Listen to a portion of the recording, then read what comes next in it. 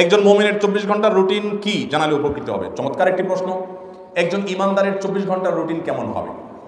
ইমানদার ভোরে ফজরের ওয়াক্ত হলে, আজান হলে ঘুম থেকে উঠে অজু করে সুন্দর করে, পুরুষ হলে জামাতের সাথে গিয়ে, মহিলা হলে বাসায় নামাজ পড়বেন খুব ধীরস্থিরতার সাথে, সুন্দর সাথে। এরপরে ফজর নামাজের পর তিনি সকাল সন্ধ্যার দোয়াগুলো, ফজর নামাজের পর অথবা আগে সময় থাকলে আগে সকালের দোয়াগুলো, সকাল সন্ধ্যার দোয়াগুলো পাঠ করবেন। সুযোগ থাকলে সূর্য ওঠার 15-20 মিনিট পর 2 রাকাত ইশরাক পড়বেন। এরপর তার কাজে কামে তিনি বের হয়ে যাবেন। আল্লাহর রাসূল বৈশা আছেন, তো জিবরিল আলাইহিস সালাম হাসতে হাসতে আসছে, বড় খুশি আছে। আল্লাহ রাসূল জিজ্ঞাসা করছে, এত খুশি কেন? বলছে, সুসংবাদ নিয়ে আসছি, আপনিও খুশি হয়ে যাবেন।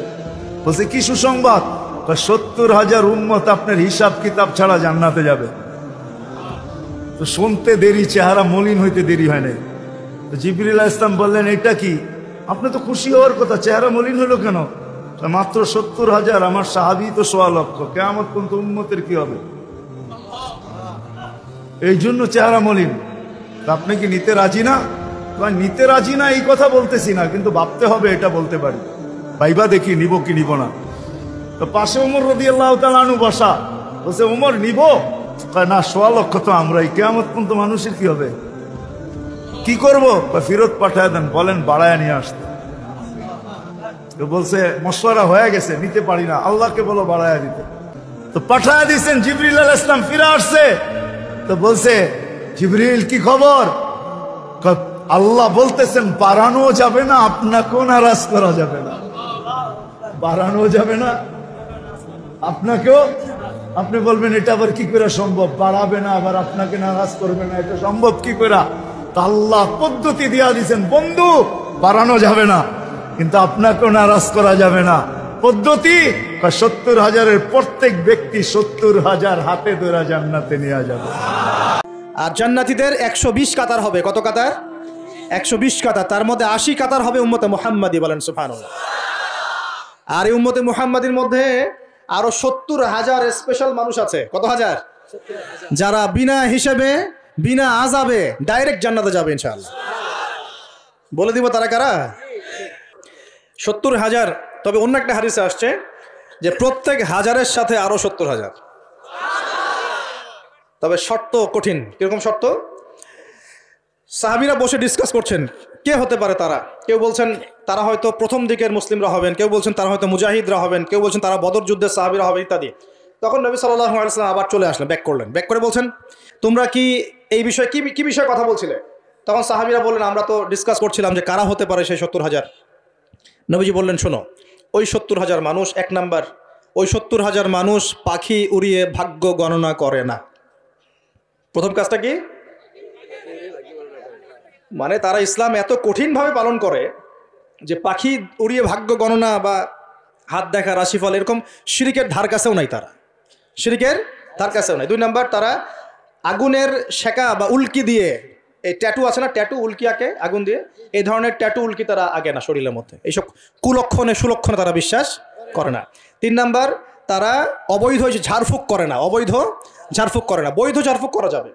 সূরা ফাতিহা পড়ে ঝাড়ফুঁক করা যাবে, সূরা ফালাক নাস ইখলাস পড়ে পড়া যাবে, আয়াতুল কুরসি পড়ে পড়া যাবে, কোরআন হাদিস দিয়ে ঝাড়ফুঁক করা যাবে। কিন্তু অবৈধ কিছু ঝাড়ফুঁক আছে না, তান্ত্রিক কবিরাজদের কাছে মানুষ করে, এগুলো করা যাবে না।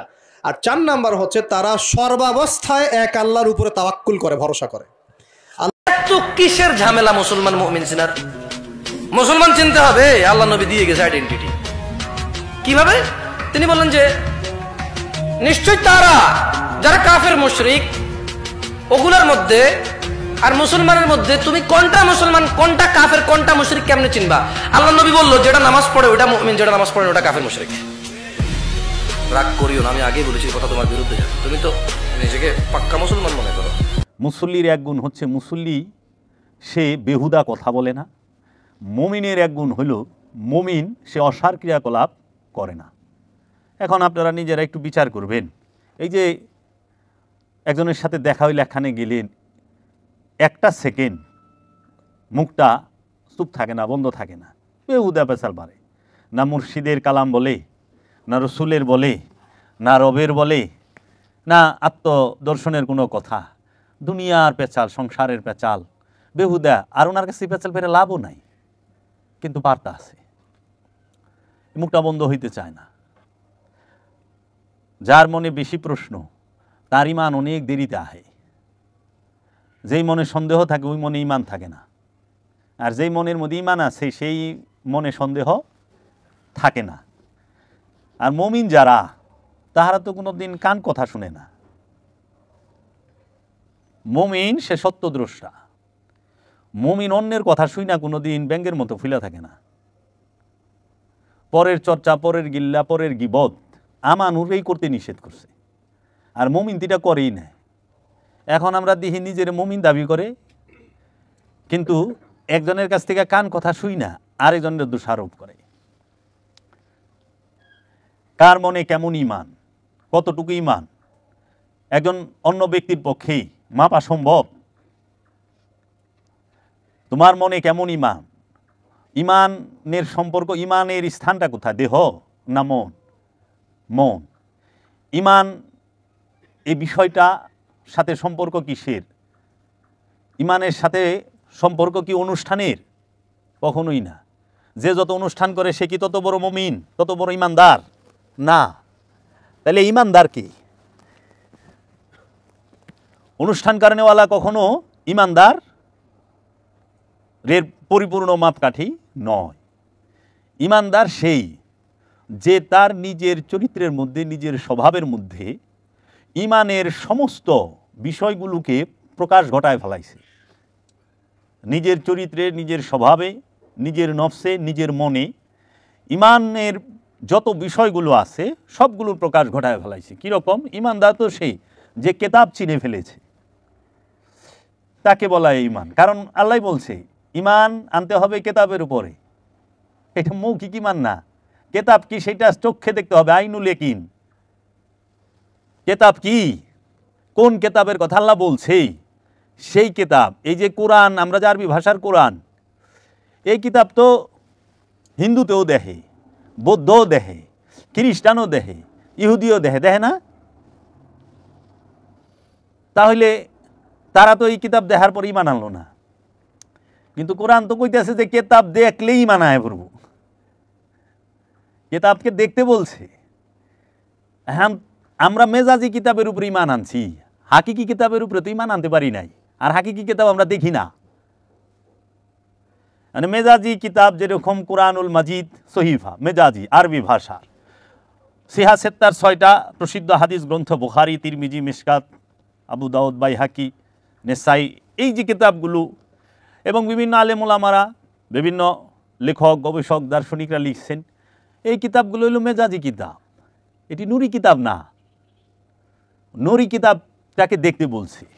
এখন যখন কিতাব দেখতে বলছে তখন কোনো কিতাব ছিল না। মহানবী তার সাহাবীদেরকে বলছে তোমরা কিতাব পাঠ করো, কিন্তু ওই সময় কোনো কিতাবে ছিল না। বুখারী শরীফ ছিল? বলেন তো, আমরা তো এখন বুখারী শরীফ পড়ি, তিরমিজি পড়ি। কোনো সাহাবী বুখারী শরীফ পড়ছে? কোনো তাবিন বুখারী শরীফ পড়ছে? কোনো তাবিনও বুখারী শরীফ পড়ে নাই। বুখারী শরীফ কোনো তিরমিজি, বাইহাকি, মেশকাত পড়ছে কেউ? কোনো সাহাবী না। কেন? কারণ ওই সময় বুখারী শরীফ, সিহাসেত্তার 6টা হাদিসের কিতাব ছিলই না। মহানবীর ইন্তেকালের 250 বছর পরে বুখারী শরীফ লেখা হয়, তাও হস্তলিখিত, রাজকোষাগারে, রাজার দরবারে একখান। এখনকার মতো ছাপার মেশিনে না যে মুদ্রণ করে দিয়া দিল। তাহলে মহানবী তো তার সাহাবীদেরকে বলতেছে তোমরা কিতাব পাঠ করো। আলিফ লাম মিম যালিকাল কিতাব লা রাইবা ফি হুদাল লিল মুত্তাকিন। আলিফ লাম মিম, আলিফ লাম মিমটাই যালিকাল কিতাব, ওইটাই কিতাব, লা নাই রাইবা ফি, ওহার মধ্যে কোনো সন্দেহ, হুদাল লিল মুত্তাকিন, মুত্তাকির জন্য ওই আলিফ লাম নামক কিতাবটাই হচ্ছে হেদায়েত। আমানুর জন্য হেদায়েত না, মুত্তাকি। আমানু খান্নাস মিশ্রিত থাকে, মুত্তাকি খান্নাস মিশ্রিত থাকে না। এর জন্য আল্লাহ মুত্তাকির সাথে থাকে, আমানুর সাথে থাকে না। আর কেতাব হইল আমানু না, মুত্তাকির জন্য হেদায়েত। তাহলে যেই সময়ে বলা হচ্ছে ওই সময় কোরআনও একসাথে সংরক্ষণ করা হয় না। হযরত উসমান রাদিয়াল্লাহু তাআলা আনহু মহানবীর ওফাতের প্রায় 20-25 বছর পরে এই কোরআনটা একত্রে আসে, 20 থেকে 25 বছর পরে। তাহলে সাহাবায়ে কেরাম কোন কিতাব পড়ল? আল্লাহর হাবিব কোন কিতাবের উপরে ঈমান আনতে গেল? আল্লাহ কোন কিতাবের উপরে ঈমান আনতে গেল? বলল না আমানতু বিল্লাহি ওয়া মালাইকাতিহি ওয়া কুতুবিহি ওয়া রুসুলিহি ওয়া বিল ইয়াউমিল আখিরি, বলছে না কোরআনে? বলছে তো। তাহলে সেটা কোন কিতাব? আচ্ছা, সাহাবাই কেরামদেরকে রাখেন, এটা তো আমাদের মহানবীর সময়কালের কথা বললাম। হজরত ঈসা রুহুল্লাহ, উনি আল্লাহর কেতাব প্রাপ্ত, ওনাকে আল্লাহ কেতাব দিয়েছেন। দলিল সূরা মরিয়মের 30 নম্বর আয়াত যদি খুলেন, ঈসা রুহুল্লাহ নিজেই বলতেছে, ইন্নি আব্দুল্লাহ, নিশ্চয়ই আমি আব্দুল্লাহ, আল্লাহর বান্দা। আতানি আল কিতাব, আমাকে রবের তরফ হইতে কিতাব দান করা হয়েছে এবং আমাকে নবী হিসেবে মনোনীত করা হয়েছে। যিনি কিতাব প্রাপ্ত তিনিই নবী হন, যিনি কিতাব প্রাপ্ত হন তিনিই রসুল হন। হ্যাঁ, তো এখন ঈসা রুহুল্লাহ যখন এই কথাটা বলতেছেন তখন তার বয়স 3 দিন, তিনি দোলনার মধ্যে অবস্থান করতেছেন। তাহলে ঈসা রুহুল্লাহরে কোন কিতাব দেওয়া হয়েছে? আমরা নয় পড়লাম কোরআনুল মাজিদ, সহিহ বুখারী হাদিসের কিতাব, হ্যাঁ, বিভিন্ন রহিমাহুল্লাহ কিতাব পড়লাম আমরা, ঠিক আছে। তো ঈসা রুহুল্লাহর যারা নাকি অনুসারী ছিলেন তারা কোন কিতাবের উপরে ঈমান আনলো, কোন কিতাব পড়লো, কোন ভাষার কিতাব? ঈসা রুহুল্লাহর ভাষা তারবি না, ঈসা রুহুল্লাহর ভাষা ছিল হিব্রু। কেউ বাবা, মুসা নবীকে কিতাব দেওয়া হয়েছে, আল কোরআন প্রমাণ, মুসা নবীর আল্লাহ কিতাব দিছে। তাহলে এই যে বিষয়গুলো আমরা কখনো গবেষণা করতে পারি না, আমাদের গবেষণার দরজাটা বন্ধ করে রাখা হয়েছে, আমরা চিন্তাই করতে পারি না, প্রশ্নই করতে পারি না। তাহলে কোন কিতাব দেখলে ঈমান আসবে? সেই কিতাবটা হলো নূরি কিতাব। নূরি কিতাব, রসুল নামের যে কিতাব, যেই কিতাবটার নাম রসুল, যেই কিতাবটার নাম নবী, যেই কিতাবটার নাম অলি, যেই কিতাবটার নাম আব্দুহু, সেই নূরি কিতাব যখন আমরা দেখতে পাবো তখন আমরা ঈমান আনতে পারবো, আমাদের ঈমান আসবেই। সেই ঈমান আর ভাঙবে না। ঈমান কখনো মৌখিক না, ঈমান হইল হৃদয়ের বিষয়, অন্তরের। আর ওই ঈমান আনতেও হয় যেইটা শুই না, মুখে মুখে বললেন, কানে শুনলেন, তাই না, চোখে দেখলেন। এখন আমরা যা দেখি সবই কি সত্য দেখি? আমরা তো অনেক সময় মিথ্যারও সত্য হিসেবে দেখি, পরে দেখি যে না মিথ্যা। তো মুখে বইলা আর কানে শুই না যে ঈমান, সেই ঈমানটাকে আল্লাহ বলছে যে তুমি এই ঈমানটাকে অন্তরে প্রবেশ করাও। এখন তো মুখে কইছ লা ইলাহা ইল্লাল্লাহু মুহাম্মদ রাসূলুল্লাহ সাল্লাল্লাহু আলাইহি ওয়াসাল্লাম, এটা মুখে কইলা, লা নাই ইলা কোনো নেতা, ইলাহা কোনো নেতা কর্তা অধিকারী, ইল্লা ব্যতীত আল্লাহ। মুখে কইছ আল্লাহ ছাড়া কোনো নেতা কর্তা অধিকারী তোমার অন্তরে, তোমার বাহিরে, তোমার সম্মুখে নাই। মুহাম্মদ রসুল আল্লাহ, যিনি মোহাম্মদ, মোহাম্মদ মানে কি? প্রশংসিত। রসুল মুক্ত পুরুষ, পুরুষকে রজ্জা, রজুল। মোহাম্মদ রসুল আল্লাহ, এই প্রশংসিত রসুল যিনি তিনি আল্লাহ। প্রশংসিত রসুল যিনি, তিনি কি তুমি খোদা রূপে দেখবা, আল্লাহ রূপে দেখবা। তুমি যে মুখে বলতেছ এইটাকে তুমি এখন বাস্তবে পরিণত করো। তোমার মনের মধ্যে কি আল্লাহ আছে? তোমার কলবে কি আল্লাহ আছে না লোভ আছে? যদি লোভ থাকে বিশ্বাস এটুক রাখো যে আল্লাহ তোমার কলবে নাই। তোমার মনের মধ্যে অনেক ইলার বসবাস, অনেক ইলা, শত শত লক্ষ লক্ষ ইলা বৈশা রয়েছে। ইলা মানে উপাস্য, যার উপাসনা করা হয়, পূজা করা হয়, দিন ভরা যার গোলামি করো। কাহারও মনের মধ্যে ইলা হইয়া রয়েছে লোভ, সে লোভ যা দেখে তার প্রতি লোভ লাগে। এখন তার আল্লাহ কিন্তু লোভ, ওই ওয়াহেদ আল্লাহ না, এক আল্লাহ না, রব যে আল্লাহ রব তিনি না, তার হইল লোভ। এখন লোভ কা থেকে আসে? শয়তান থেকে। আল্লাহ কোরআনে কয়ে দিচ্ছে তোমরা শয়তানের ইবাদত করো না। লোভ নামক ইলার পূজা করতেছ। তোমার মনে যদি অহংকার থাকে মনে রাখো তোমার মনে আল্লাহ নাই। তোমার মনে যদি হিংসা থাইকা থাকে মনে রাখো তোমার মনে আল্লাহ, কলবের মধ্যে আল্লাহ নাই। কারণ লোভ, হিংসা, কাম, ক্রোধ, অহংকার, কামনা, বাসনা যদি থাকে কলবে, মনে, সেইখানে আল্লাহ থাকে না। মানে সারা জীবন বড় যদি মুখে মুখে খালি কও লা ইলাহা ইল্লাল্লাহ, লা ইলাহা ইল্লাল্লাহ, এটা মুখেই কয়ে যাবে লইছো, খাটনি খাটবার লইছো, খালি মুখ দেয়, কিন্তু জীবনও লোভও ছাড়ো নাই, লোভ ছাড়ো নাই। লোভের এরকম করে টাইট করে ধর সার কইতেছ লোভ আমারে সার, দয়াল লোভে আমারে সারে না। তুমি একটা গাছের জড়ায় ধরলা, তুমি যদি জড়ায় ধরে কো ওই গাছ আমারে সার, গাছ দিয়ে আমারে সার, গাছে কি তোমারে ধরছেই না তুমি গাছের ধরছো? তুমি গাছের টাইট করে দইরা কইতেছ গাছ দিয়ে আমারে সার, গাছ তো তোমারে ধরে নাই। তো তুমি লুপকে টাইট করে দইরা মুখ দিয়া খালি করে বলিস লা ইলাহা ইল্লাল্লাহ। রাস্তাতে অনেকে দেখবা যে হাঁটে লা ইলাহা ইল্লাল্লাহু মুহাম্মাদুর রাসূলুল্লাহ সাল্লাল্লাহু আলাইহি শোনাইবো আর কইবো তোমার লগে গুনগুন করে কইতাছে, কিন্তু হ্যাঁ সব সময় ওইটা মুখে মুখে কইতাছে, কিন্তু মনে মনে চিন্তা করতেছে এইবার ইলেকশনে কেমনে জিতন যায়, কারে কোন হান্দা সাইজ করন যায়, কেমনে কি করন যায় বিষয়টা। আচ্ছা, আবার দেখবা যে একজনে দৌড়াইয়া যাইবার লইছে, খুব দেখাইতেছে, আর ভাই তাড়াতাড়ি আসেন, নামাজের টাইম চলে যাচ্ছে, আজান হয়ে গেছে, তাড়াতাড়ি আসেন, তাই নেই তোমার লয়ে যাবে, এমন একটা ভাব। কিন্তু তুমি দেখো যায়া সে ভাই বোনের ওয়ারিশ সম্পত্তি মাইরা খায়া ফেলাইছে। বাইশটা বাইক নেওয়ার ওয়ারিশ দেয় না, বেশিরভাগ মামুরা বাইক নেগো ওয়ারিশ, বইনের ওয়ারিশ দেয় না বেশিরভাগ। মানে এটা তো বাংলাদেশে কম্পালসারি 95%। তারপরে 70% আছে যে চাচারা বাইশটা গো ওয়ারিশ দেয় না, আর 50% আছে যে ভাই বোনের ওয়ারিশ এবং এই ভাইয়ের ওয়ারিশ মাইরা খায়, সম্পত্তি মাইরা খায় ফেলায়। কিন্তু সে জিকির করতেছে লা ইলাহা ইল্লাল্লাহু মুহাম্মাদুর রাসূলুল্লাহ। এখন এই লোকটা কি তোমার মুক্তি পাবে? মনে করো তোমরা কোনোদিন, ভাই বসে, মনে করো কোনোদিন মুক্তি পাবে না, সে কিতাব দেখেন নাই, ইমান নাই, আর ইমানটা মুখ তুরি রয়েছে। আল্লাহ কইছে ইয়া আইয়ুহাল্লাযিনা আমানু ওয়া আমিনু, হে ইমানদার তুমি ইমান লও, সারা জীবন শুনলা, তোমাকে সামনে কইও আমল নাই, আমি জানি, আমি তোমাকে লেগে কইও না। বাবা জাহাঙ্গীরের দয়া কইয়া থুয়া যাইতেছি, একদিন মরে যাবো, হয়তো কেউ না কেউ ভাববে যেরকম বাবা জাহাঙ্গীরের সামনে বইয়া থেকে আমরা অনেকেই বুঝতে পারি নাই, বুঝলে তো অনেক অলিয়ে তো আমরা অনেকেই বুঝতে পারি নাই, এ তোমার মধ্যে আছে। গানের ছন্দে মন আনন্দে মাথা জোলাও তালে, বুঝলা না রে অন্ধ মানুষ গায়কে কি বলে। গানের ছন্দে মন আনন্দে মাথা খালি জোলাই বেলেছ তালে তালে, কিন্তু বুঝো না কি কইতে আছে। হ্যাঁ, 500 মানুষ আছো তোমরা, মনে করো ভক্ত, 500 যদি আহনের আগে 1 সেকেন্ড করে ফোন দাও, 1 মিনিট করে, 500 মিনিট লাগবে আমার, 500 মিনিট তো নাই, বুঝলা না তো। বাইরেতে সময় ফোন, বাসে উঠছ ফোন, লাগে জানি বিয়া করা বউ নাকি, আইস বহেন কথা আছে। হ্যাঁ, কি কমু তোমাকে, লাভ নাই তো। এই দুনিয়াটা হইল ভোগের রাজ্য, ভোগের রাজ্য। আল্লাহ মানি মুখে মুখে, অন্তরিত চর্চাই ছাড়া পারি নাই।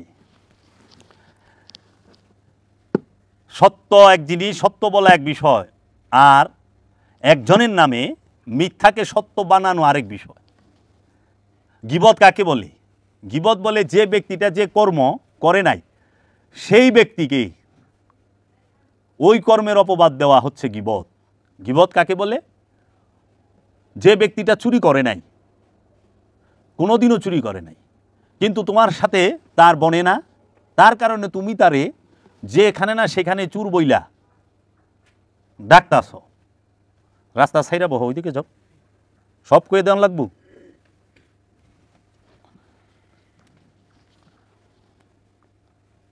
যে ব্যক্তিটা চুরি করে নাই তোমরা তারে চুর কইতেছ, এইটা হইল গীবত। আর যে আসলেই চুরি করছে হ্যাঁ যদি চুর কও, এটা কি গীবত হয়? আর এটা তো সত্য কইছ। এই চুরের চিনাই দিলে আরেকজন সতর্ক থাকবে চুর সম্পর্কে, যখনই বাইর যাইব চুরে সতর্ক, বাবার বাবা চুরে আইসে বাইতে, নাহলে তো চুরে আল্লাহ আল্লাহ ঢুকবো। আমি মনে দেখছি সেই যে ভাই ভাই কি দরজা খুলেন, গেট খুলেন, হ্যাঁ বাবাজানের গোলাম এসে পড়েছে, হ্যাঁ সরস্বরী বাবার গোলাম আইসে, যাইতে সময় কোদাল চুরি করে লেগেছে আর দাও চুরি করে লেগেছে। এরকম গোলাম হয়ে ঢুকবো, চুরে বেরিয়ে যাব না, এলে চুরকে চুর কই তুইব। আর যে চুরি করে নাই তারে গীবত কাকে? আবু জেহেলের বদলাম যে সবাই করে গীবত হয় না? আবু জেহেলকে দেখছো, চিনো না? হুই না, দেখো নাই ছিল না। তো যদি গীবত কি বুঝবা আগে, কাম কি বুঝবা আগে, এর জন্য আমরা বুঝি না, এক জায়গার জিনিস আরেকজনে লাগাই দিই। একজন আত্মসাৎকারী, সে লেবাসে পরিপূর্ণ হইয়া বই রয়েছে, তুমি প্রথমে বুঝবা না তো এটা লেবাসদারি। ইমান হৃদয়ের বিষয়, ইমান কখনোই অনুষ্ঠানের বিষয় না। রসুল দিন দিছে, রসুল কোরআন দিছে, রসুল কেতাব দিছে, রসুল ফুরকান দিছে, রসুল সলাদ দিছে, রসুল সিয়াম দিছে, হজ দিছে, কুরবানি দিছে, যাকাত দিছে, ইমান দিছে, কালেমা দিছে, রসুল সমস্ত কিছু দিছে, এবং এই রসুলের উপরে আল্লাহ নিজে দুরূদ পড়ে। কিন্তু তোমরা লক্ষ লক্ষ মানুষ পৃথিবী শ্রেষ্ঠ জামাত কইরা কোনোদিন রসুল একদিন সালাম দিলা না। কি গো, রসুলের উপরে দুরূদ পাঠ করতে কষ্ট হয়। আয় আল্লাহ কারাম ফারমা, আয় আল্লাহ ইয়ে ফারমা, আয় আল্লাহ ও ফারমা, আল্লাহ সব দিয়ে দিব। আমরা বিশ্ব ইজতেমায় যাই, একটা বারের তরে রসুল আলে রসুলের উপরে কোনো দরুদ কিয়াম নাই। এরা কার দিন করে? দিন কার? দিন কি আল্লাহর? দিন হইল মুহাম্মদ সাল্লাল্লাহু আলাইহি ওয়াসাল্লামের। পৃথিবীতে সর্বশ্রেষ্ঠ চরিত্র কার? আল্লাহর রসুলের। পৃথিবীতে সর্বশ্রেষ্ঠ মর্যাদাবান কে? আল্লাহর রসুল। সাফায়াতকারী কে? আল্লাহর রসুল। কোরআনে আছে, সূরা বাকারার 48 নম্বর আয়াতে খুলবেন, যে সেখানে বলা হচ্ছে কোনো নফসের সুপারিশ করতে পারবে না। কইছে কোনো নফসের সুপারিশ করা পারবো না, গ্রহণ করা হবে না কোনো বিনিময় গ্রহণ করা হবে না। তুমি সেই দিনকে ভয় করো যেই দিন কোনো নফসের উপকারে আসবে না, গ্রহণ করা হবে না কোনো বিনিময়, গ্রহণ করা হবে না কোনো সুপারিশ। তুমি যাহা করেছ তাহাই তোমাকে দেওয়া হবে। জাররা পরিমাণ কইরা থাকলে জাররা পরিমাণ পাইবা, যদি পাহাড় সমান করো পাহাড় সমানই পাইবা। খারাপ যা করছো খারাপটাই দিয়া দিব, ভালো যা করবা ভালোটাই পাইবা।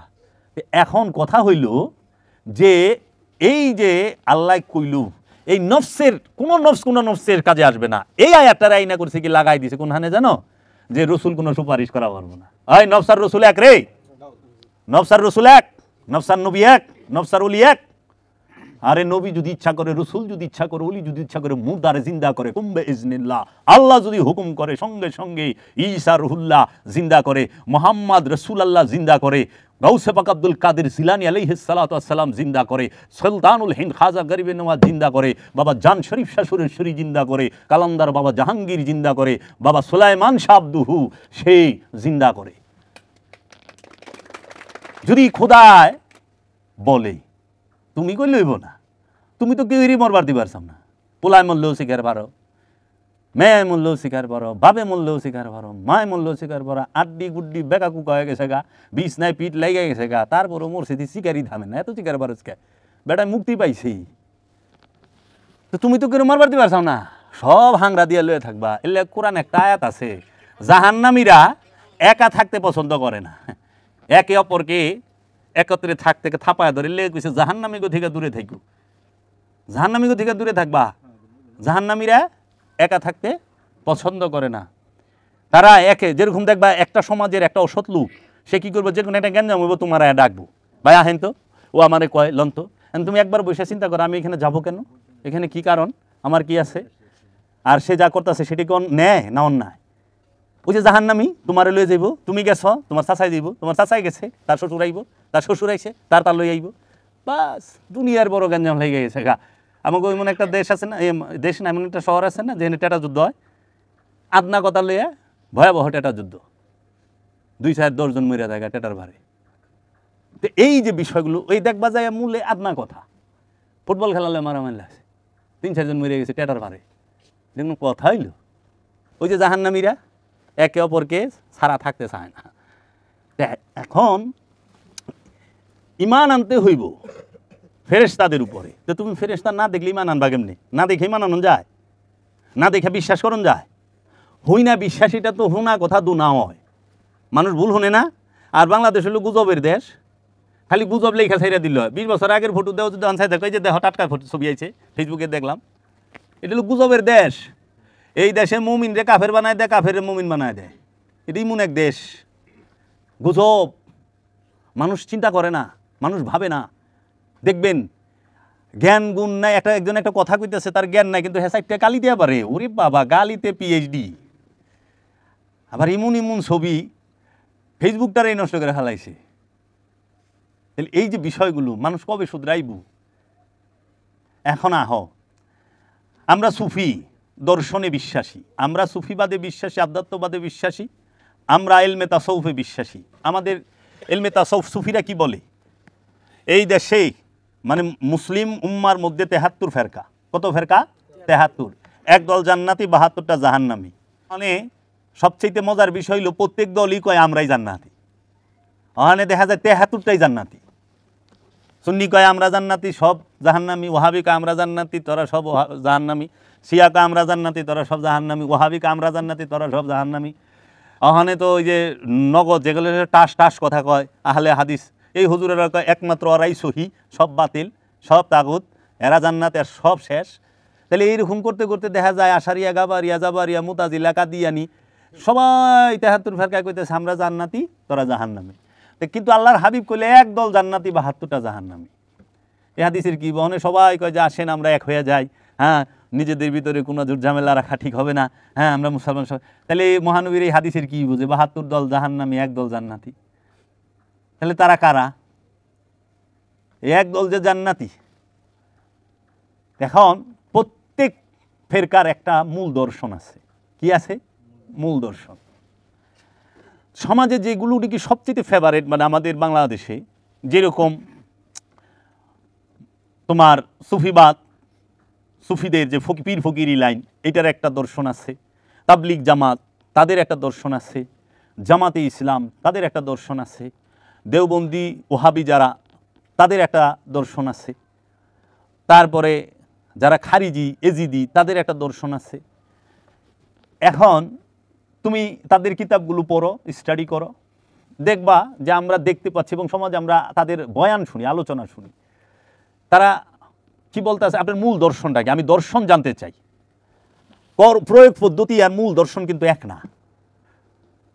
মূল বিষয়টা, কনসেপ্টটা কি আপনার মূল, আপনি এই যে আমি যে ওয়াজ করতে আসি, যে আলোচনা করতে, আমি কি বলতে চাই, কি বুঝাতে চাই, সেই জিনিসটা হলো মূল বিষয়। অনেক কথা কইছি, অনেক উপমা টানছি, কিন্তু বুঝাইতে চাইছি কি, সেইটা হলো বড়। আমি তাবলিগে নিসাব পড়লাম, আমি ফাজাইল আমল পড়লাম, মুকসুদুল মুমিনিন বেহেশতের পুঞ্জি পড়লাম, আমি স্টাডি করি, পড়লাম, দেখলাম যে খুব সুন্দর আনুষ্ঠানিক যে বিষয়গুলো তাহারা লিখছেন। হ্যাঁ, দাওয়াতে তাবলিগে দিনের রাস্তা বের হন, তারা বের হইছেন, দিনের দাওয়াত দিচ্ছেন। তো সেখানে তারা কি বলতেছেন, একজন মানুষকে কিভাবে সে রোজা রাখ, কীভাবে সে কালেমা পাঠ করবে, কিভাবে সে নামাজ পড়বে, উজু করবে, হ্যাঁ, তারপরে এই যে যাবতীয় যে মাসলা মাসাইলগুলো তারা শিখাচ্ছে। এতে কি হবে? সহি শুদ্ধভাবে সালাত আদায় করলেন, সিয়াম করলেন, রোজা কোরবানি করলেন, সব কিছু করলেন, আল্লাহ খুশি হয়ে আপনাকে জান্নাতুল ফেরদাউস দিবেন। সেইখানে জান্নাতুল ফেরদাউসে গিয়ে আমরা কি করব? সেখানে কোনো দুঃখ থাকবে না, কষ্ট থাকবে না, খাবারের কোনো অভাব থাকবে না, পোশাকের কোনো অভাব থাকবে না, আরাম আয়েশের কোনো কমতি থাকবে না, খালি আরামই আরাম। এবং সারাবান্ত হুরা থাকবে, 70টা করে হুর থাকবো সেবায় নিয়োজিত। এরপরে আর কিছু নাই। তারা বলতেছেন যে আপনি জান্নাতে আল্লাহর দিদার পাইবেন। আল্লাহ কইলে কয় নাই, এরা কইতাছে। আর আল্লাহ কইছে যে জান্নাতি সে আমার দিদার পাইব। জান্নাতি দিদার দিব এইটা না, যে জান্নাতি নফসে মুতমাইন্নার অধিকারী সেই আল্লাহর দিদার পাবে। আল্লাহ তো জান্নাতির জন্য, জান্নাতের জন্য তো না। এখন কথা হইল, আপনি জামায়াত ইসলামের যে দর্শন, সেটাও একটা সুন্দর রাষ্ট্র চায়, ক্ষমতা, কোরআনের আইন প্রতিষ্ঠিত হোক, হাদিস অনুযায়ী চলবে, জান্নাত মানে সর্বোচ্চ স্তর সবারই দেখলাম যে একটা লাস্ট স্টেজ যেটা, সেটা হইল জান্নাত। তারা জান্নাতটারে মানে সর্বশেষ স্টেজ তাদের এইটা।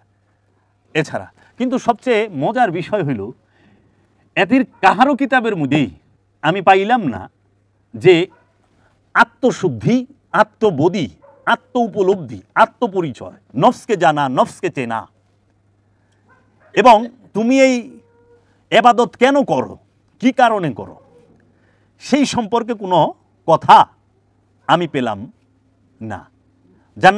জান্নাতের অনেক আরামায়ের ভোগের কথা পাইলাম, এবং জাহান্নামের অনেক ভয়ের কথাও পাইলাম, এবং যে তাহারা তাদের বয়ানের মধ্যে ভয়টারে বেশি দেখায়, লোভটারও বেশি দেখায়, প্রেমের বিষয়টা ফোকাসই করে নাই তারা।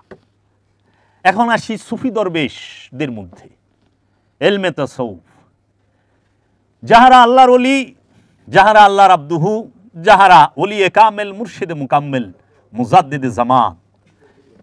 এই আল্লাহর ওলি যারা, আল্লাহর ওলিরা কি করলো? আল্লাহর ওলিরা তাহারা বলতেছেন তুমি আসো, আমার কাছে বসো, আমার কাছে মুরিদ হও, আমার কথা মতো, জয়গুরু আসেন, আমার কথা মতো, বাবা ওই সোফায় বসেন, আমার কথা মতো সাধনা করো, মুরাকাবা করো, মুশাহেদা করো। বুঝছো বাবা? আল্লাহর ওলি কি কইতেছে? আসো আমার কাছে, আমার কাছে মুরিদ হও, আমার কথা মতো মুরাকাবা মুশাহেদা করো, অবশ্যই তুমি সত্য নিজ চোখে দেখবা। আইনুল ইয়াকিন, মরার পরে না। সমস্ত ফেরকার মানুষ, সমস্ত ফেরকার মূল দর্শন, আপনি জান্নাত পাবেন মরণের পরে, জাহান্নাম পাইবেন মরণের পরে, আপনি আল্লাহর দিদার পাইবেন মরণের পরে, আপনি পবিত্র হইতে পারছেন কি পারেন নাই সেটাও জানবেন মরণের পরে, আপনার আমল নামা এইটাও জানবেন আপনি মরণের পরে, মিজান দেখবেন মরণের পরে, পুলসিরাত দেখবেন মরণের পরে, হাসর দেখবেন মরণের পরে, জান্নাত জাহান্নাম দেখবেন মরণের পরে, মানে সব মরণের পরে। আপনি নামাজ পড়ছেন এইটা কবুল হয়েছে কিনা এইটাও জানবেন মরণের পরে। হ্যাঁ, এবং আপনি জান্নাতি যে খাওন এইটা খাইবেনও মরণের পরে। এখন জান্নাতি খাওনটা যে আপনি মরণের পরে খাইবেন, এই কথাটা কি কোরআন দর্শন বলছে? আল্লাহ কি কোরআনে কোথাও বলছে যে আমি তোমাদেরকে মরণের পরে জান্নাত দেব? আমি কোরআন থেকে পাই নাই, আমি পাইছি আল্লাহ ডাকতাছে যে হে নফসে মুতমাইন্না, হে শান্ত নফস, পরিতৃপ্ত নফস, হে শান্ত নফস, পরিতৃপ্ত নফস, তুমি আমার বান্দার মধ্যে প্রবেশ করো এবং আমার জান্নাতে প্রবেশ করো। নফস কি মরণের পরে শান্ত হয়? নাকি দেহ ধারণ করা অবস্থায় মুর্শেদের ধ্যানে, মুর্শেদের খেয়ালে, মুর্শেদের তাসাব্বুরে, মুর্শেদের নিরিকে, মুর্শেদের বর্জকে থেকে দায়েমি সলাতের মাধ্যমে নফসে আম্মারা যখন আপন গুরুর কাছে যা মুরিদ হয়, আপন রসুলের কাছে যা মুরিদ হয়, তখন সেই নফসে আম্মারা সে হয়ে যায় লাওয়ামার অধিকারী, নফসে লাওয়ামার অধিকারী, মানে সংগ্রামরত নফসের অধিকারী। সে সংগ্রামরত নফস সে আমানু হয়। এই আমানু যখন আপন রসুলের শিক্ষা অনুযায়ী, আপন মুর্শিদের শিক্ষা অনুযায়ী সে দায়মি সলাতের মধ্যে, দায়মি জাকাতের মধ্যে, দায়মি সিয়ামের মধ্যে, দায়মি কুরবানির মধ্যে, দায়মি হজের মধ্যে লিপ্ত থাকে, তখন সেই অপবিত্র নফসটি, নফসে আম্মারা এবং নফসে লাওয়ামা, সে কি করে? শুদ্ধি লাভ করে, খান্নাসরূপী শয়তান মুক্ত হয়ে যায়। খান্নাসরূপী শয়তান মুক্ত যখন নফসটি হয়, তখন সেই নফসটিকে আল্লাহ ডাক দিছে ইয়া আইয়াতুহান নাফসে মুতমাইন্না, হে শান্ত নফস, পরিতৃপ্ত নফস, আমার জান্নাতে প্রবেশ করো এবং আমার বান্দায় প্রবেশ করো। এটা এই দেহ ধারণ করে হায়াতি জিন্দেগির মধ্যে, যে হায়াতি জিন্দেগির মধ্যে নফসে মুতমাইন্নার অধিকারী হইতে পারে না, সে কখনো জান্নাতে যাবে না।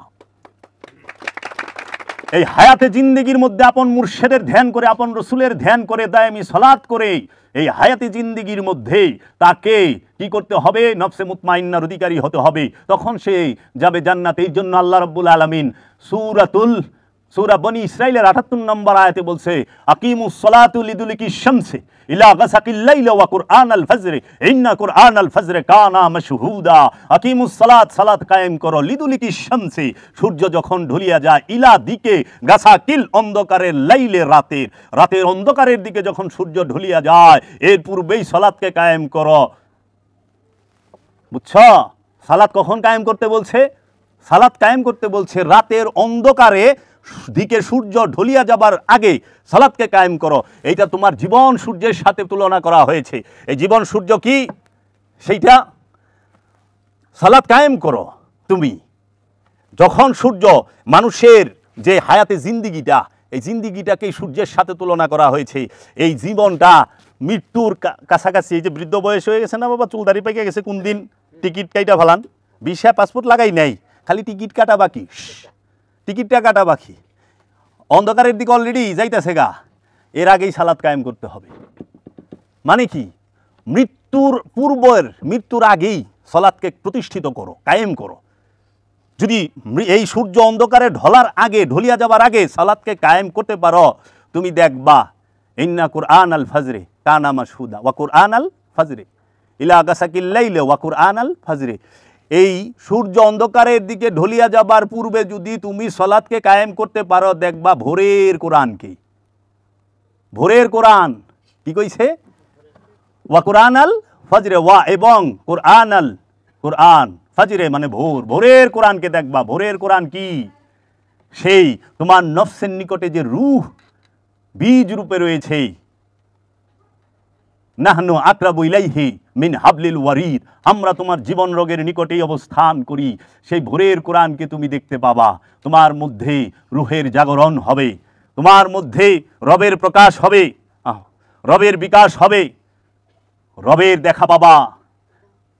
দেখো না ভোরবেলায় যে সূর্যটা, ওইটার দিকে ছায়া থাকুন যায় না, লাল সূর্যটা দেখা যায় না, কিন্তু যে এই সূর্যটা যখন মাথার উপরে আসে দুপুরে, ওই সূর্যের দিকে চাওয়া যায় না, ওই সময় তোমার দিকে ছায়া পারবো না, তো তুমি রবের নূরে ভরপুর হয়ে রইছ,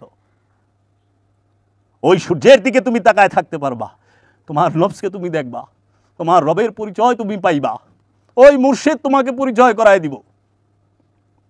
বুঝছ? সূরা বনি ইসরাইলের ৭৮ নম্বর আয়াতে বলা হচ্ছে কুরআন আল ফাজরে ইন্না কুরআন আল ফাজরে, নিশ্চয়ই ভোরের কোরআন কানা মাশহুদা, কানা মানে হয়, মাশহুদা মানে প্রমাণিত, ভোরের কোরআন হয় প্রমাণিত। বুঝছো? প্রমাণ পায়ে গেছো তো, আল্লাহ তোমার থেকে দূরে না, তুমি তোমার এই দেহ থেকে দূরে না, তুমি তোমার এই দেহের মধ্যেই আছো, আর এই তোমার দেহের মধ্যে যে তুমি নফস আছো, তোমার প্রকাশ বিকাশ ঘটছে, আর ওই নফসটা আপন রবের মহানূরের মাঝে, রুহের মাঝে, রবের নূরের মাঝে ফানা হয়ে গেছে, লীন হয়ে গেছে, ডুইবা গেছে, তখন আর ওই নিজের নফসকে দেখতে পায় না, যেদিকে তাকায় আইনা মা তুয়াল্লু ফাসাম্মা ওয়াজহুল্লাহ আনা সুবহানি মা জামুশানি, আইনা মা তুয়াল্লু ফাসাম্মা ওয়াজহুল্লাহ, আমি যেদিকেই তাকাই আমার মুর্শিদ বাবা জাহাঙ্গীরকে ছাড়া আমি কিছুই দেখি না, আমি যেদিকেই তাকাই আমার রব ছাড়া আমি কিছুই দেখি না। তখনই বলে আনা সুবহানি মা জামুশানি, আমি সুবহান, সব শান আমারই। আনাল হক, মনসুর হাল্লাস বলছে আমি সত্য, কারণ এই মনসুর হাল্লাস কখনো সে বলে নাই যে আমি সত্য, এটা স্বয়ং রব্বুল আলামিন বলছে, কিন্তু মনসুরের জবান দিয়া বলছে। ওই সময়কার মানুষগুলো বুঝতে পারে নাই, তাই বলছে মনসু মে নে নে হামুবুদ মনসুর না বুদা বালা।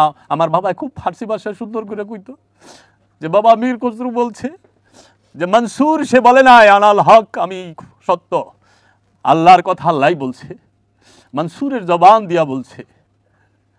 মুর্শিদ ছাড়া কোনো উপায় নাই তোমার। আল্লামা ইকবাল বলছে জাহা है तेरे लिए तू नहीं जहां के लिए, दयार इश्क में अपना मकाम पैदा कर। তুমি আপন মুর্শিদের মহব্বতে তোমার রাজ্য তৈরি করো। জাহা है तेरे लिए तू नहीं जहां के लिए, এই জাহানটা, এই সৃষ্টি জগৎটা তোমার জন্য তৈরি হয়েছে, কিন্তু তুমি এই সৃষ্টি জগতের জন্য নাও। আকিমিনে খুদি কা, যে আল্লামা ইকবাল বলতেছে कि ফেরেশতাओं को सिखलाता है आदाब खुदाबंदी, ফেরেশতাদেরকে আল্লাহ শিখায় যে আদমের তাজিম কেমনে করে, আর আদমরে আল্লাহ শিখায় আদাবে খুদাবন্দি, খোদার আদব, খোদার প্রেম কিভাবে করতে হয়।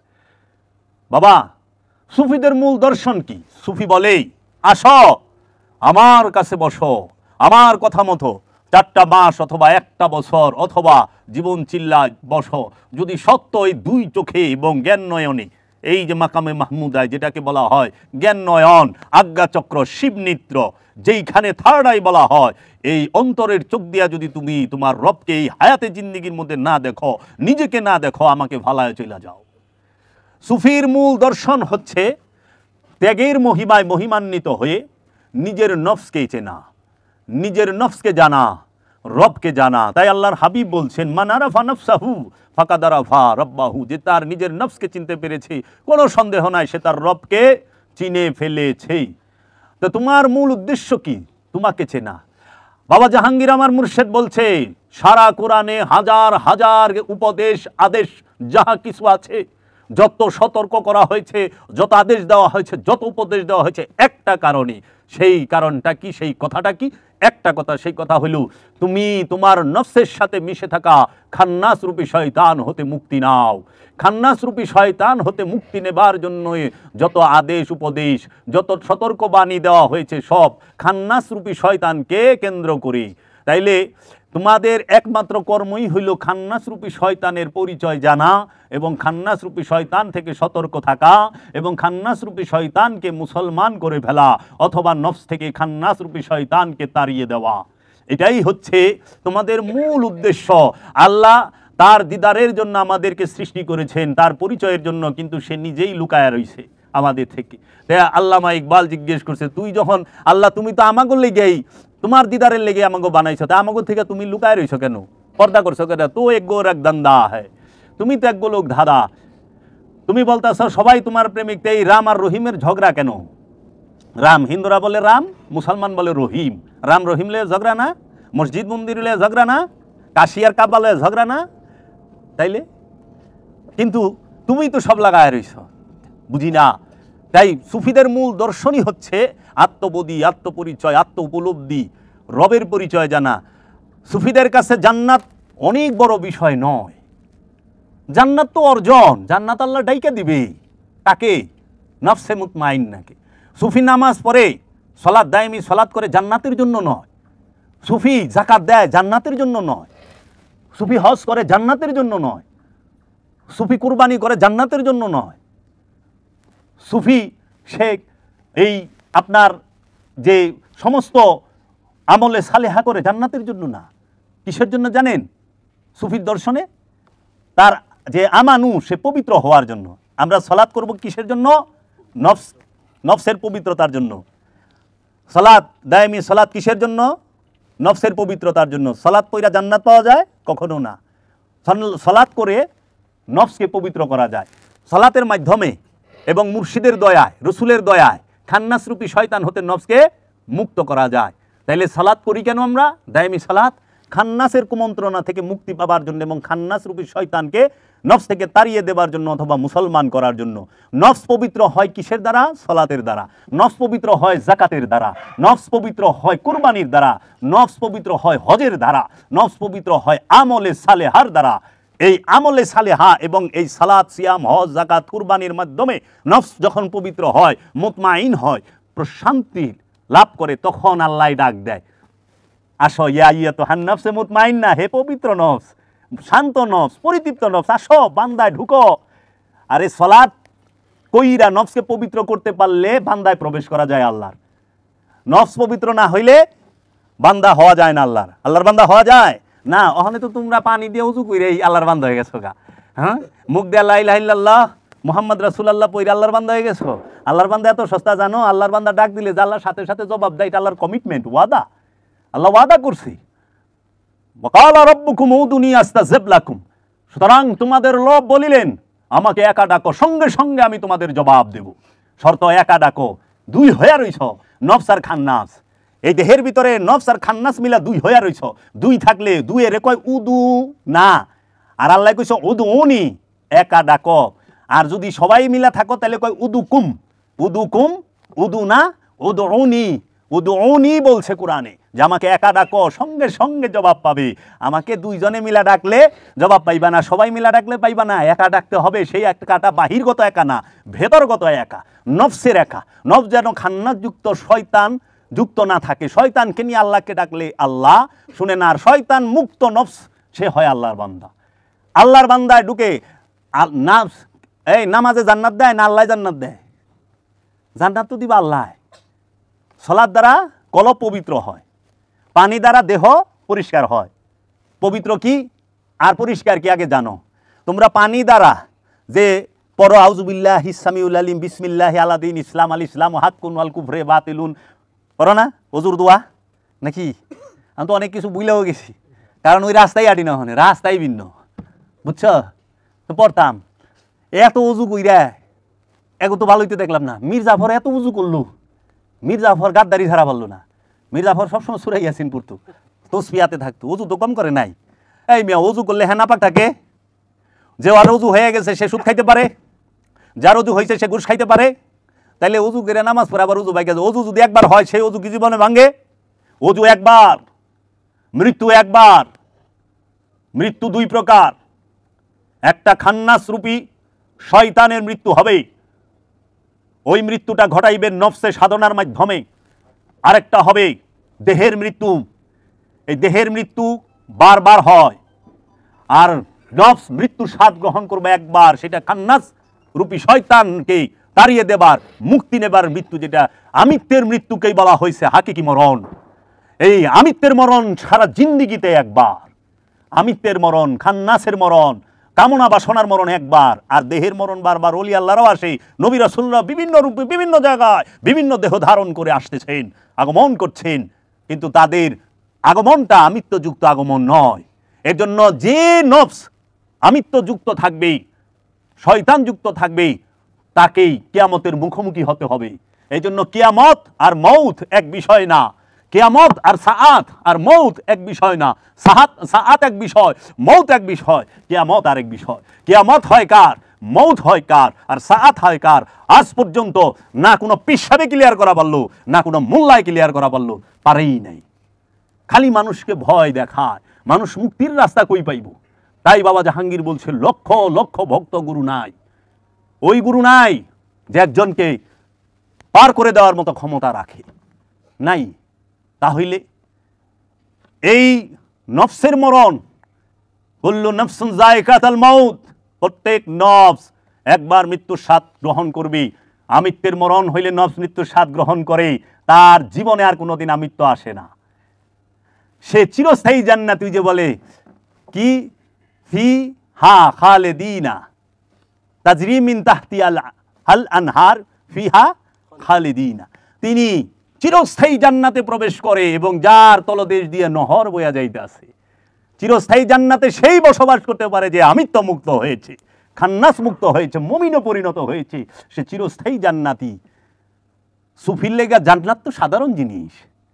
এই জন্য বলছে, जन्नत मेरे नसीब की वाइस को बख्श दे, जन्नत मेरे नसीब की वाइस को बख्श दे, मेरे कफन में, मेरे कफन में, मेरे कफन में हमेशा मेरे जहांगीर बाबर खुशबू रहे, मेरे कफन में जहांगीर बाबर खुशबू रहे, दिल में जिगर में आँख में, दिल में जिगर में आँख में बस तू ही तू रहे, इसकी सिवा ना और कोई आरज़ू रहे, इसकी।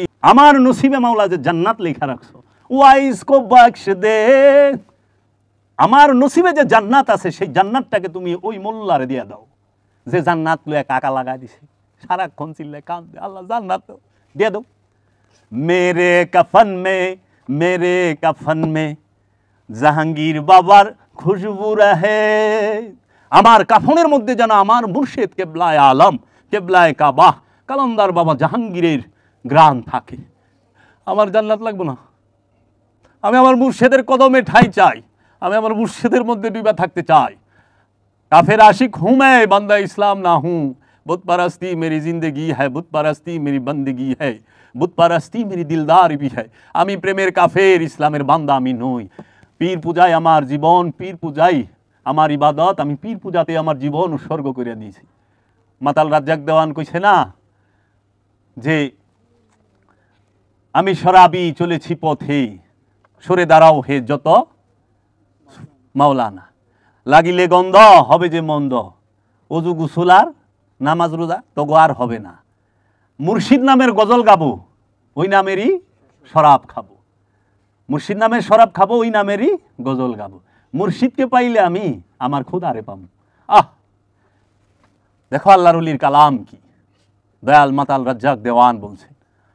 দেখছ, সুফিদের সবার কালাম এক, অভিন্ন।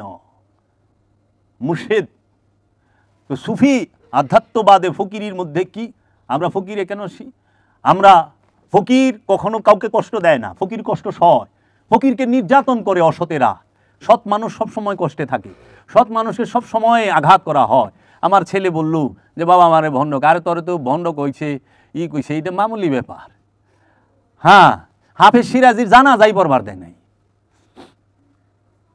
চইলা গেছে দুনিয়া ছাইরা। বাবা বললে সারে কি করছে জানো, শহর থেকে জানাজা দিবার দেনে মোল্লারা নিয়ে ফেকে বাইরে ফেলাই দিছে মরুভূমির মধ্যে দেহটারে, লাশ মোবারকটারে।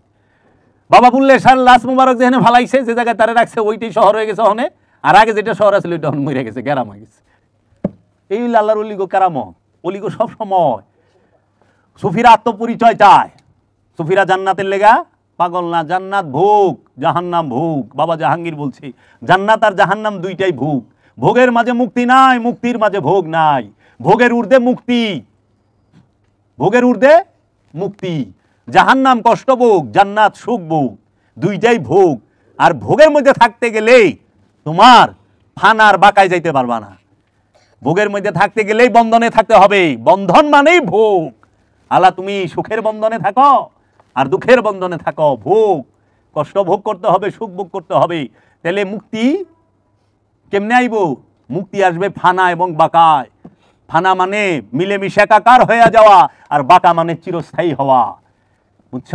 এর জন্য মুর্শিদের ধ্যানে, মুর্শিদের খেয়ালে, মুর্শিদের তাসাব্বুরে তোমাকে ফানা এবং বাঁকার মুকামে যেতে হবে। এর জন্য আমরা যারা সুফিবাদে বিশ্বাসী, বাবা ফকিরি গান বাজনা এটা ফকিরি নয়, এটা ফকিরের অনুষ্ঠান। বাদ্য বাজনা বাজানো এটা ফকিরির মূল দর্শন না, এটা অনুষ্ঠান। ওরসে যাওয়া, এই যে গিলাপ চড়ানো, এই যে মালা দিছ গলায়, এই মালা চড়ানো, এই যে তবারক বিতরণ, তবারক খাওয়া, এগুলো হইল ফকিরের বাড়ির অনুষ্ঠান। এগুলা ফকিরের মূল দর্শন না। ফকিরের বাড়ির ফকিরের মূল দর্শন কি তাহলে? এই যে ওয়াজ প্যান্ডেল লাগায়া ওয়াজ, এই আমাদের এখানে এখন গান হবে না, ওয়াজ হবে। আগে গান গাইতে তখন ওয়াজ করেন, কে সহি কাম করতেছে। এই গানের মধ্যে তো সুফি গো কালামি কই বলেছে সুরে সুরে। ওয়াজের মধ্যে যে লাও হে কদু, যে কদু হেই তো লাও, ওটা তো মূল দর্শন না। মূল দর্শন কি তাহলে ফকিরের? ফকিরের মূল দর্শন হইল আত্মপরিচয় লাভ করা। তাই বাবা জাহাঙ্গীর বলছেন সুফিবাদ আত্মপরিচয়ের একমাত্র পথ। সুফিবাদ ছাড়া আত্মপরিচয়ের আর কোনো পথই নাই, একমাত্র পথ। চলতে থাকো, এখন জুয়ান বয়স, হাড্ডির ভিতরে ক্যালসিয়াম আছে, ঢাকাইয়া ভাষা কয় গুদা। এইটা যতদিন আছে তরং বরং, যখন কলকবজায় জং যে দৌড়িবে, হ্যাঁ কি কলকবজায় যখন জং ধরবো তখন সে টের পাইবা যে সুফিবাদী সত্য। সারা জীবন গাঠি লইয়া গুইরে ভয়েই তো মরণ লাগে। আবাদত কবুল হইছে কি না কইয়া পারেন না। ইয়ো বাবা, তুমি যদি ফুল হও গ্যারান ছাড়া কিছু দিতে পারবা না, পারবা? গ্রানি দিবা। তুমি যদি সূর্য হও কিরণ ছাড়া কি দিবা? এছাড়া তোমার কিছু নাই তো, তাপ ছাড়া আর কিরণ ছাড়া। তুমি যদি ফুল হইতে পারো সুবাস দিতে পারবা, ফুল হইতে পারে নাই। এর জন্য যারা অজু পানি দিয়া করে কয় এটা হলো মেজাজি অজু, এটা হলো পরিষ্কার, দেহ পরিষ্কার করলা। হাত, মুখ, নাক, চোখ, কান, মুখ এবং পা, এইটা পানি দিয়া ধোয়া যায়, পরিষ্কার করা যায়, পানি দিয়া পরিষ্কার হওয়া যায়। কিন্তু কলব কোনো দিন পানি দিয়ে ধোয়ান যায় না। কলব পানি দিয়ে ধোয়ান যায় রে? আর তোমারে আল্লাহ অজু করবার কইছে কলবের অজু, তোমার কলবটাকে পবিত্র করতে কইছে। আল্লাহ তো কয় নাই তোমার দেহকে পবিত্র করো, দেহকে পরিষ্কার করো, কলবকে পবিত্র করো। কারণ দেহ এটা ময়লার গুডাউনি। দেহের মধ্যে পেট আছে, পেটের মধ্যে ময়লা আছে, পায়খানা আছে, মূত্রথলি দেহের মধ্যে, তাই না? যত রক্ত, যত পুইস, যত কফ, হিনাইট যা কিছু আছে, কানের ময়লা, মুখের গন্ধ, সব তো দেহের মধ্যে। তো দেহ সে অপরিষ্কার হয়, অপরিষ্কার হইলে পানি দিয়ে ধুয়ে ভালো, সাবান দিয়ে ধুয়ে ভালো, দেহ তো পরিষ্কার হয়ে গেছে। কিন্তু কলব পরিষ্কার হয়, মনে বাবলা পাতার কষ লেগেছে, ধুইলে যায় না সাবানে, গুরু, মনের ময়লা যাইব কেমনে? মনের ময়লা পানি দিয়ে ধুয়ে যাওয়া যায় না, হিংসা পানি দিয়ে ধুয়ে খেতান যায় না। এর জন্য কয় বিজ্ঞান আর কোরআনে কোনো দিনও না, বিজ্ঞান আর সুফিবাদ এক না। সুফিবাদ হইল আত্মপরিচয়ের জ্ঞান, আর বিজ্ঞান হইল বস্তুর উন্নতির জ্ঞান। বিজ্ঞান ফ্রিজ বানাইছে, বিজ্ঞান টিভি বানাইছে, বিজ্ঞান সে তোমার কম্পিউটার বানাইছে বিজ্ঞান, এক্সরে মেশিন বানাইছে বিজ্ঞান, আলট্রাসোনোগ্রাম মেশিন বানাইছে, সিটি স্ক্যান মেশিন বানাইছে, বিমান বানাইছে, রকেট বানাইছে, গাড়ি বানাইছে, মোবাইল বানাইছে, বানাইছে না? বিজ্ঞান স্যাটেলাইট বানাইছে। কিন্তু বিজ্ঞান তো অন্তরি লোভ কমানে ট্যাবলেট বানায় পারেন নাই, পারছে? করোনা টিকা বানায় পারছে, হামের টিকা, পক্সিটে সব বানায় পারছে, দেহের রোগের চিকিৎসা বিজ্ঞান করা পারছে, কিন্তু মনের রোগের চিকিৎসা, কলবের চিকিৎসা বিজ্ঞান করা পারে নাই। এর লেগে বিজ্ঞানীরাও ক্রিসমাস ডে পালন করে, মানে ঈসা নবীর জন্মদিন পালন করে। চিন্তা করা পারো, নবীর জন্মদিন সারা পৃথিবীর বড় বড় মাথালারা, বড় বড় লিডারেরা, সবচেয়ে বড় ধনী দেশ, তারাও পালন করতেছে কার জন্মদিন? নবী। খ্রিস্টানরা যিশু বলে, কিন্তু কোরআন তো তাকে ঈসার হুল্লা বলছে, তিনি একজন নবী, নবীর জন্মদিন। আচ্ছা, আরবের বাদশারা, রাজা বাদশারা কার ঈদ পালন করে? বাপের ঈদ পালন করা পারে না। মহানবীর দেওয়া ঈদই করণ লাগে, মহানবীর দেওয়া নামাজি পড়ন লাগবো, মহানবীর দেওয়া রোজাই করে, মহানবীর কথা মতো চলার লাগবো। আর মহানবীর না মানলো, তার নাম লইয়া তার বিরুদ্ধে কথা কইতে হইব, সদ্যবেশ ধরতে হইব। তো মহাপুরুষ গো দিন দেখো, বৌদ্ধরা বৌদ্ধ পূর্ণিমা করে না? গৌতম বুদ্ধের জন্মদিন। কিরে, তো মহাপুরুষরাই তো খাড়া রয়েছে সভানে, মহাপুরুষরা খাড়া রয়েছে না? ভগবান শ্রীকৃষ্ণ জন্মাষ্টমী, হিন্দুস্তানে কত রাজা বাদশা গেছে, হিন্দু জমিদাররা গেছে না, কত সরকার গেছে না, কেউ জন্মদিন পালন করা, ঈদ পালন করা হয়। নবীর জন্মদিন ঈদ হয়, মহাপুরুষের জন্মদিন ঈদ হয়। তোর এত বড় বড় কিছু জন্ম, কোনো বিজ্ঞানীর জন্মদিন আজ পর্যন্ত ঈদ বানাইছে না সারা বিশ্ব? না, কারণ দেহের চিকিৎসার থেকে অন্তরের চিকিৎসা বড়। কারণ অন্তর পবিত্র হইলে আখেরাতে ঢুকন যায়, আখেরাত ভালো হয়। অন্তর পবিত্র না হইলে আখেরাত বড় খারাপ। এর জন্য কলবের পবিত্রতার জন্য বিজ্ঞান এখনও ট্যাবলেট আবিষ্কার করা পারে নাই, মেডিসিন আবিষ্কার করা পারে নাই, কোনো কিছু আবিষ্কার করা পারে। বরঞ্চ কি কলবের পবিত্রতা করতে হয় একাগ্র চিত্তে। কিসে? একাগ্রতা চিত্তে, নির্জনে, একদম নীরবে, নিবৃত্তে, একাগ্র হয়ে, যে শুধু তারই চিন্তা থাকবে, আর কারোর চিন্তা থাকবো না। তাইলে বিজ্ঞান মানুষকে নীরব বানাইতে পারছে? পারে নাই তো, মানুষকে ব্যস্ত বানাইছে। এই যে মোবাইল দেয়া দিছে, মানুষ ব্যস্ত থাকে সারাক্ষণ, তোরাই তো ব্যস্ত থাকস। এহেনে দেনের কথা শুনস, কিন্তু বাকি তো দেন ছুটা যায় ফেসবুকে ঢুকলেই। নিরিকে ফেসবুক, বর্জকে ফেসবুক, তাসাবুরে ফেসবুক। আচ্ছা, ইউটিউব, নিরিকে ইউটিউব, বর্জকে ইউটিউব, তাসাবুরে ইউটিউব। যে হুজুর কল্লা সালা তাল্লা হুজুরি বিকাল খেল কালবের দিকে কাল বাল্লার দিকে আল্লাহকে হাজির নাজর 4 রাকাত পইরে মোবাইলটাকে খুলে খোঁচা মারে। এই তো আমরাও মারি। তাহলে আমাকে তো একাগ্র নীরব থাকার যন্ত্র বিজ্ঞান আবিষ্কার করতে পারে নাই, পারছে? ব্যস্ত বানাইছে, কম্পিউটার দিছে, ব্যস্ত থাকো কম্পিউটার লইয়া, মোবাইল দিছে, ব্যস্ত থাকো, ফেসবুক দিছে, টুইটার দিছে, ভাইবার দিছে, ইউটিউব দিছে, ব্যস্ত, সারাক্ষণ ব্যস্ত, টিভি ব্যস্ত, হ্যাঁ স্টার জলসা, হ্যাঁ অগবতী সুন্দরী, আচ্ছা মিঠাই সিরিয়ালের নাম, মিঠাই দেখতে আছে। তারপরে জানি কি কয়দিন তো পাখি, কাপড়ও পাখি, কাপড় বাইরে গেছিল, ব্যস্ত। বিজ্ঞান ব্যস্ত বানাইছে তোমাকে, বিজ্ঞান তোমাদেরকে নীরব করতে পারে নাই। পৃথিবীতে একমাত্র মানুষ যদি কোনো কিছুকে সবচেয়ে বেশি ভয় পায়, সেইটা হলো নীরব থাকতে। নীরব একটা বাড়িতে একটা মানুষ গেলে ওই বাড়ি কেউ ভাড়া নেয় না, কে কয় কি ভূতের বাড়ি। মানুষ বানায় ভালাইছে নীরব থাকে ভূতে, ভূতে নীরব জায়গায় থাকে। আর কোনো দিনও না, তোরাই ভূত, ভূতে সবচেয়ে বেশি ব্যস্ত থাকে, টেম্পারতেই থাকে। নীরব থাকে হইলে আল্লাহর ওলিরা, নীরব থাকে মুমিনেরা, নীরব থাকে নবীরা, নীরব থাকে রসুলেরা। আসাবে কাহাব বাসী কাহাব গুহায় নীরব ছিল, মামরিয়াম মেহরাবে নীরব ছিল, মুসা কালিমুল্লাহ তুর পাহাড়ে নীরব ছিল, মহাপ্রভু মুহাম্মদ রসুল আল্লাহ হেরা পর্বতে নীরব ছিল, বাবা গৌতম বুদ্ধ নীরব ছিল, ভগবান শ্রীকৃষ্ণ নীরব ছিল, সবাই নীরব ছিল, ব্যস্ত ছিল না। এজন্য নীরবতাকে সবচেয়ে বেশি ভয় পায় বর্তমান জমানার মানুষ। দেখবা এখানে বেলা পুটুর পুটুর পুটুর পুটুর করতেই থাকে। হ্যাঁ, কথা কও মুর্শিদকে নিয়ে বলো, কথা বলো রসুলকে নিয়ে বলো, কথা বলো রবকে নিয়ে বলো, কথা বলো আত্মশুদ্ধির বিষয়ে বলো। বেহুদা পেঁচাল পেরে লাভ কি? কোনো লাভ নাই। এর জন্য বিজ্ঞান সে নীরবতার কোনো মেশিন আজ পর্যন্ত আবিষ্কার করতে পারে নাই, ব্যস্ত থাকার মেশিন আবিষ্কার করছে। তাই বিজ্ঞান আর আধ্যাত্মবাদ কখনো এক নয়। বিজ্ঞান বস্তু জগতের উন্নতি ঘটাইছে, আর বস্তু জগতের উন্নতির পিছনে শয়তানের অবদান আছে। কারণ খান্নাস রূপী শয়তান কলবের সাথে নফসের সাথে মিশা না থাকলে বস্তু জগতের উন্নতি হইব না। তোর 10 তালা 20টা বাড়ি, তোর লগে শয়তান না থাকলে জীবন হইব না। আর যদি তুই শয়তান মুক্ত হয়ে যা, জানাস জমিদারি সাইরা দিয়া ইব্রাহিম আদহাম বলকি রাস্তায় নেমে গেছে। ওই পরগুনার জমিদার বাবা গাদা হাসান এক বট গাছের তলে বয়ে পড়ছে। বাবা গৌতম বুদ্ধ জমিদারের ছেলে সে দুঃখকে খুঁজতে যায় আর নিজেরে পায়া গেছে, রবরে পায়া গেছে, বুঝছ? যদি খান্নাস মুক্ত হয়ে যায় সব ছাইরা দেয়। মানে সব ছাইরা দিলে এই সমাজের শয়তানযুক্ত মানুষগুলোকে কি আগে না মানুষটা কি ভালো আছিল, হঠাৎ করে পাগল হয়ে গেল। পাগল কয়, পাগলে ভালা মানুষের পাগল কয়, কি কবি? এর জন্য তোর বাড়ি গাড়ির উন্নতি যদি দেখা যে একটা বট গাছের মতো ফুইলা ভাইবা বড় হইতেছে, তো বুঝবি যে তোর ভিতরে শয়তান খুব কড়াভাবে আছে। যারা নাকি সরকারি সম্পদ মাইরা সরকারি সম্পদ দখল করে পিসাব সাজে, এরা আবার কেমন পিসাব? অন্তত জাগার সময় হয়ে যায় নাই। এই তোরা আবি তোকে খাওয়ানোর চিন্তা আমি করুম কে? তোকে খাওয়ানোর চিন্তা করবো বাবা জাহাঙ্গীরে। তোরা থাকবি তোকে থাকনের চিন্তা আমি করুম কে? তোকে থাকনের চিন্তা করবো বাবা জাহাঙ্গীরে।